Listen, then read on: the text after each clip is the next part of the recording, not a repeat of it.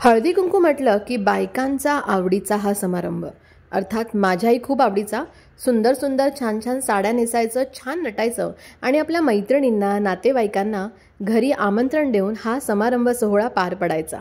तर आज माझ्या घरीही हळदी कुंकू समारंभ झाला। आपण आपल्या मैत्रिणींना, सख्यांना, शेजाऱ्यांना किंवा नातेवाईकांना बोलावून हा समारंभ पार पाडतो आणि खरंच हळदी कुंकूच्या दिवशी खूप छान वातावरण असतं। एकमेकींना सौभाग्याचं जे वाण असतं ते आपण एक्सचेंज करत असतो। त्यामागे धार्मिक कारण काहीही असो, पण मला असं वाटतं की या दिवशी आपण सगळेच जण एकमेकांबरोबर आपली सुखदुःख शेअर करून छान असा एक मी टाइम स्पेंड करतो। आणि आजचा हा जो व्हिडिओ आहे मी ह्याच्यासाठी शेअर केला आहे की मी केलेले हाच हळदी कुंकू समारंभ आणि आमच्या गमती जमती मी तुमच्याबरोबर शेअर करते। मी दरवर्षी माझ्या हळदी कुंकूच्या दिवशी जेवढ्या काही माझ्या मैत्रिणी किंवा ज्या माझ्या सख्या येतात मी त्या सगळ्यांना उखाणा घ्यायला लावते।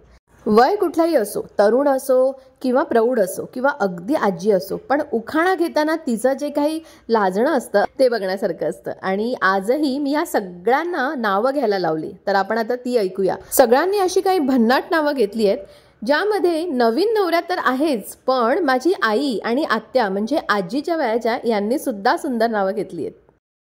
बादल, बिजली, बरखा, सुनील रावांचं नाव घेते, जरा बाजूला सरका।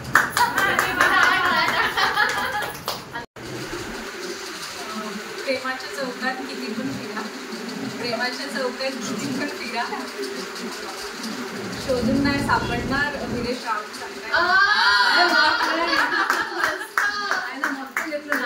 जेजुरीचा खंडोबा, तुळजापूरची भवानी, हितेश रावांचं नाव घेते मी त्यांची आठवण। चाफा बोले ना, चाफा चाले ना, सतीश रावांशिवाय माझं पान काही झाले ना। गणपतीला वाहते गुरुवार, विठ्ठलला वाहते तुळशी, भवनारायणचे नाव घेते आज हळदीकुंकू।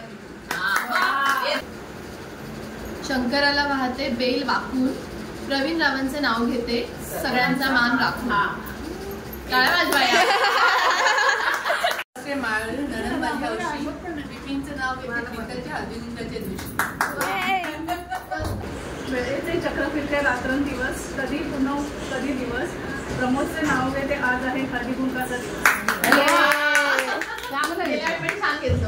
हिमालय बर्फाच्या राशी, शिवराम सावंतांचं नाव घेते स्वप्नाच्या घरी हळदी कुंका दिवशी।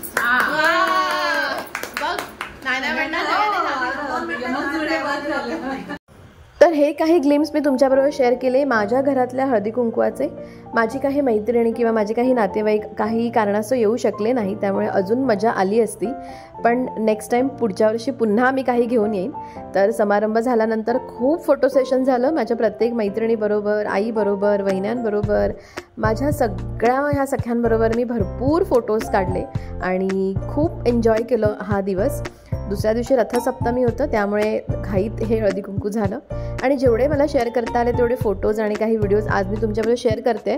तर माझा हा हळदी कुंकू समारंभ तुम्हाला आवडला असेल तर नक्की मला ह्या व्हिडिओला लाईक करा आणि कमेंटमध्ये मला नक्की सांगा की कसा वाटला तुम्हाला माझा हळदी कुंकू समारंभ।